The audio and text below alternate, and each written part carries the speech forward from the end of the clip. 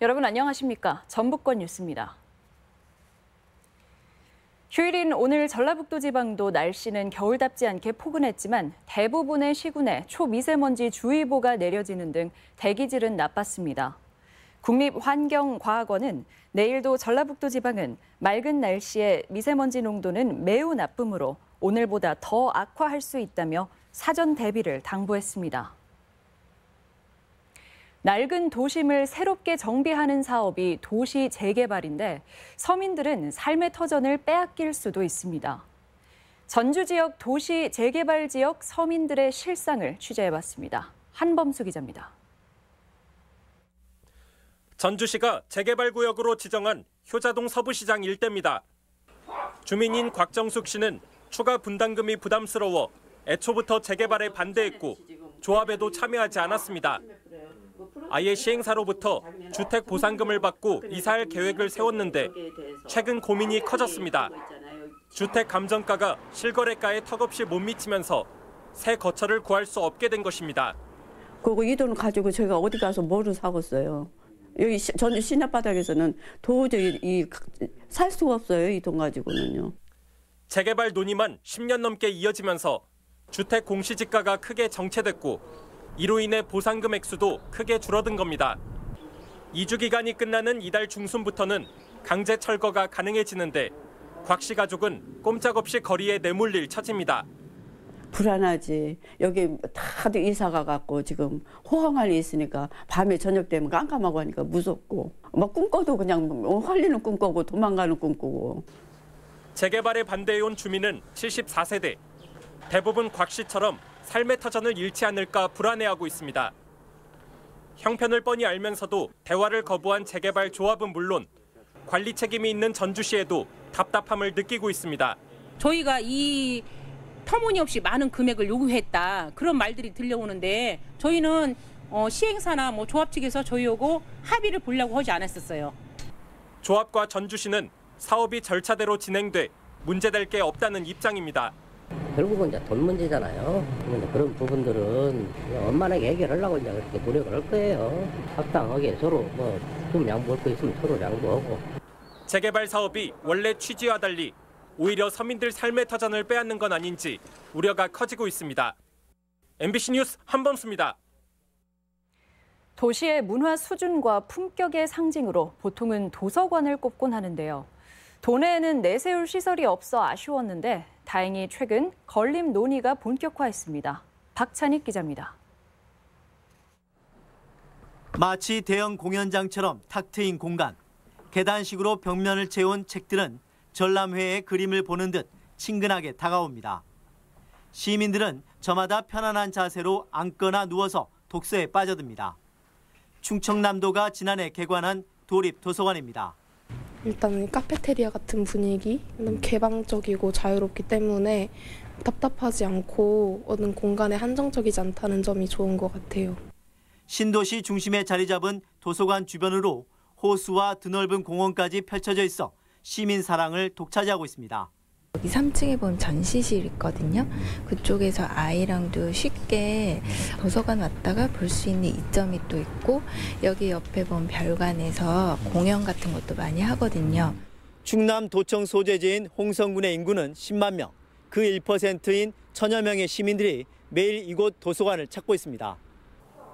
충남 도서관은 도 대표 도서관으로서 각 시군의 도서관과 작은 도서관을 아우르는 허브 역할을 하고 있습니다.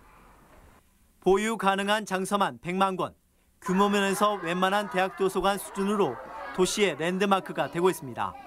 건축이나 이런 공간에 대한 조닝에 대한 계획도 세웠지만 서가라든가 테이블, 가구에 대한 독창적 디자인에 대해서 굉장히 중점을 뒀고요. 도내에서 가장 많은 11개의 도서관을 보유한 전주시. 전주 시립도서관 본관만 해도 언덕에 위치해 접근이 어려운 데다 비좁아 답답합니다. 시설과 장소 규모 면에서 충남 도서관과는 비교조차 어렵습니다.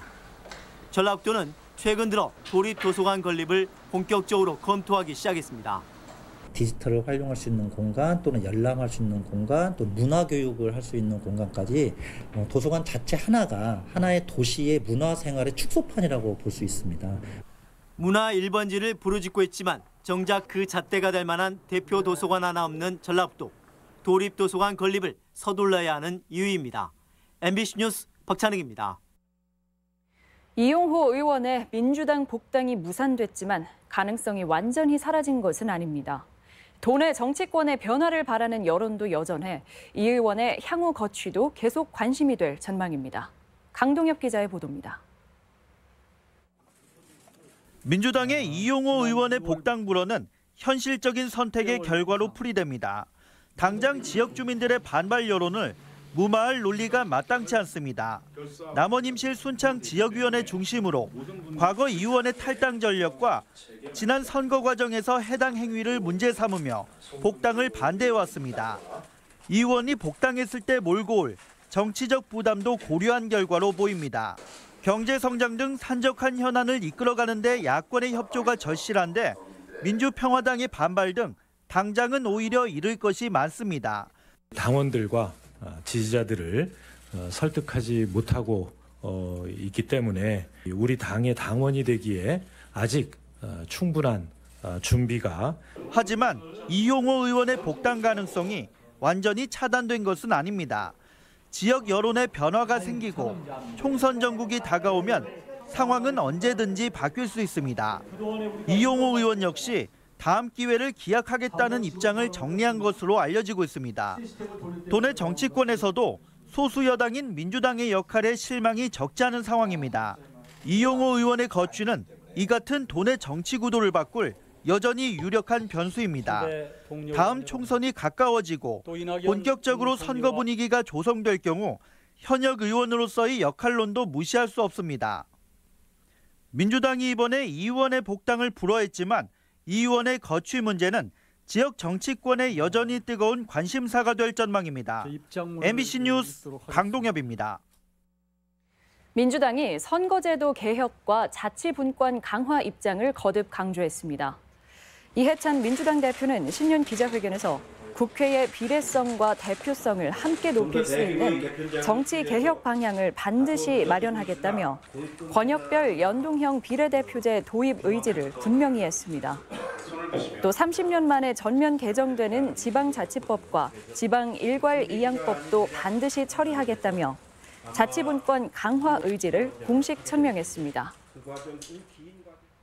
민간단체 보조금 사업의 성과 평가와 사전 사후 관리가 강화됩니다.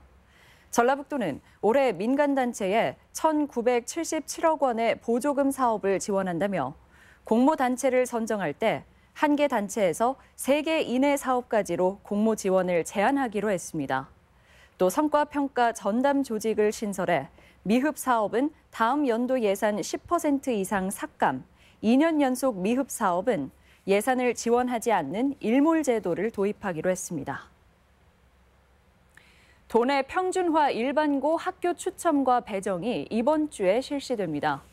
전라북도 교육청은 평준화 일반과 합격자 9,500여 명을 대상으로 오는 15일 배정 학교를 공개 추첨하고 18일 결과 발표를 거쳐 21일부터 등록을 받게 됩니다. 올해 평준화 일반고 모집에서는 지난해 단 한 명도 없던 탈락자가 500여 명이 발생했으며 다음 달 7일부터 이틀간 추가 모집도 실시됩니다. 겨울철 목욕탕과 찜질방 등을 대상으로 레지오넬라증 예방 관리가 강화됩니다. 전라북도는 법정 감염병인 레지오넬라증 예방을 위해 도내 대형 목욕탕과 찜질방, 병의원 냉각 탑수, 수도꼭지 냉온수 집중 검사에 착수했습니다. 레지오넬라증은 냉방기 사용이 많은 여름철에 잘 발생한다고 알려져 있지만 최근에는 겨울철에도 발생이 보고되고 있는데 만성 질환자 등이 감염에 취약합니다. 설 명절을 앞두고 중소기업 특별 운전 자금이 지원됩니다. 전북은행은 민족 대명절인 설을 앞두고 도내 또는 영업점 소재지 중소기업을 대상으로 다음 달 20일까지 특별 운전자금 3천억 원을 지원합니다. 지원 대상은 상업 어음 할인이나 1년 이하 운전자금 대출로 금리는 최고 1.79%를 감면한 특별 우대금리를 적용해 이자 부담을 덜어주는 방식입니다. 설 명절을 앞두고 연근해 어업의 체불 임금 해소 방안이 추진됩니다. 군산해수청은 모레부터 2주간 연근해 어선과 내항선을 대상으로 최근 3년간 임금체불 발생 업체를 감독하기로 했습니다. 전북권 뉴스였습니다.